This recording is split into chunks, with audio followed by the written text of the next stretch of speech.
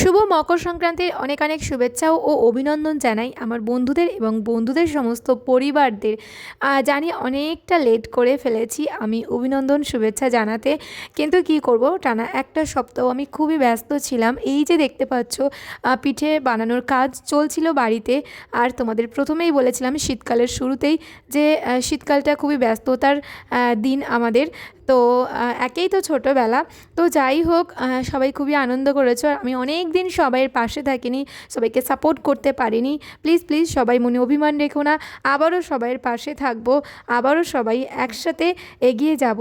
তো জানি তোমরা সবাই খুব খুব পিঠে খেয়েছো, আনন্দ করেছো, কিন্তু আমি না কারোর পিঠের ভিডিও দেখতে পারিনি বা কে কী আনন্দ করলে কিছু দেখতে পাইনি, কিন্তু সবার ভিডিও আমি দেখে নেব।